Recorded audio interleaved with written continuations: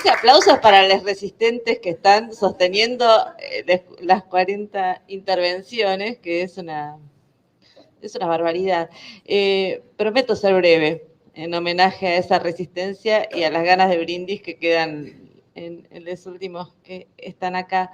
Y me acordaba, porque pensaba, cuando gran parte de las intervenciones, cuando las compañeras muestran el cartel de los 2 minutos, dicen la última cosa, ya voy cerrando.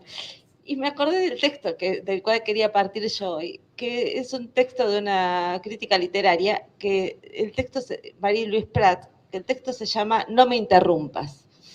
Y ese No me interrumpas, ¿no? Que es una frase de Victoria Ocampo, que en realidad que Victoria Ocampo cuenta en un ensayo que cuando ella está hablando con un intelectual varón y ella va a opinar, él le dice, no me interrumpas.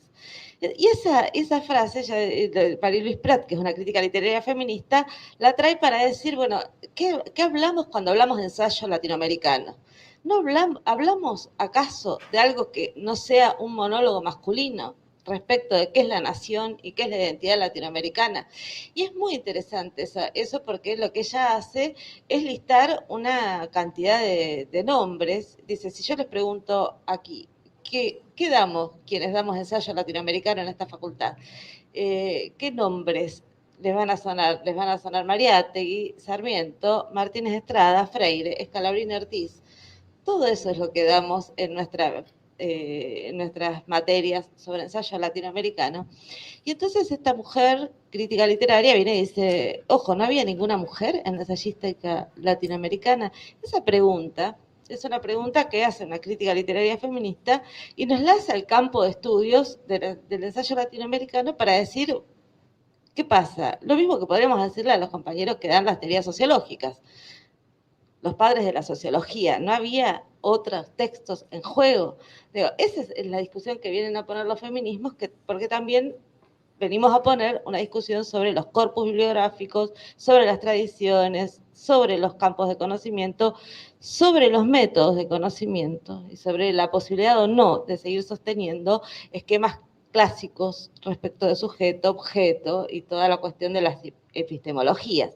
Y en ese sentido, pero lo traigo por la incomodidad, porque la incomodidad de que en parte el programa, a mí me cuesta mucho cada vez que armo un programa, no poner, dejar de lado a lo que considero que son los clásicos del campo.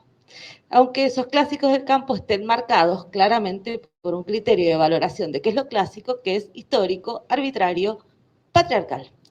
Entonces, ¿y por qué es tan difícil? Venía a traerles este problema. ¿Por qué me parece que es tan difícil? Porque también lo que consideramos ensayo latinoamericano en esta facultad, y en gran parte del campo de estudios, tiene que ver con las rebeliones anteriores. Es decir, el ensayo es un campo de conflicto, Darío lo planteó hace un rato, que es, decimos ensayo también para mencionar el género, o lo que Eduardo Gruner llama el género culpable, ¿no? El género que pone todo, que está bajo sospecha dentro del régimen de validación de las retóricas académicas. Entonces el ensayo viene de ahí, pero también quiénes son los creadores de la lectura de nuestro campo ensayístico. Algunos de los nombres que hoy homenajeamos, Horacio, Alcira, los grandes profesores, las grandes profesoras que pusieron acá un conjunto de bibliografías y unos corpus con los cuales nosotros seguimos tratando, y que eran los sobrevivientes y las sobrevivientes de las luchas insurgentes de los años 70.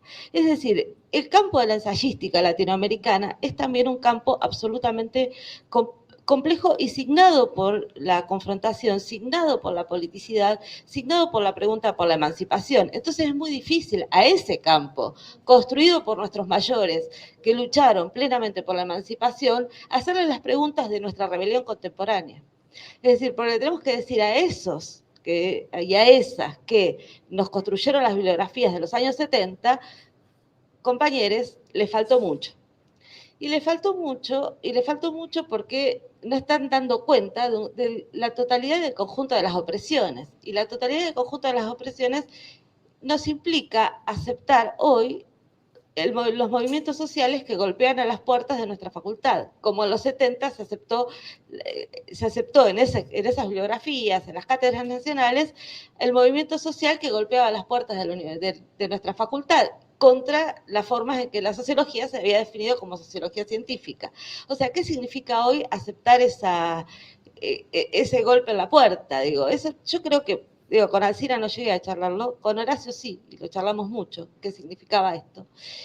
Y quizás uno de sus últimos libros, no los que van a salir ahora, pero que es La Argentina manuscrita, la cautiva en la conciencia nacional, es su formidable intento de revisar las mitologías para poder pensar también América Latina, la cuestión colonial, a partir de la lógica patriarcal y abrir un diálogo desde ese libro en relación a los feminismos. Bueno, yo creo que ese diálogo, me interesa eso que hace Horacio ahí, pero me interesa también para dejar pendiente la pregunta, porque es solo una pregunta, de cómo haremos desde nuestras aulas, porque también cuando digo las puertas del movimiento social, es también nuestros estudiantes pidiéndonos que hagamos algo con las demandas libertarias de la época en el buen sentido, no se puede usar libertaria, las demandas emancipatorias de la época, como no dejemos que nos arrebaten eso igual. De todos modos, libertaria sigue siendo aquello que hemos entendido como alguien como Cristian Ferrer, no sé, para nombrar otro profesor querido de nuestra casa. Pero lo que quiero decir es, esa demanda me parece que se tiene que materializar de muchos modos, y lo dejo como pregunta: ¿cómo haremos para preguntarnos no solo por las bibliografías, no solo por los métodos, no solo por las epistemologías, sino también por cómo hacer para que el sujeto social, con todas sus diferencias y todas sus alternidades, no sea el objeto solo de nuestros estudios, sino el sujeto de nuestras instituciones? Es decir, que en estas tramas colectivas que alojan nuestra conversación sociológica, tengamos también cada vez mayor diversidad racial, de clase y de género. Eso.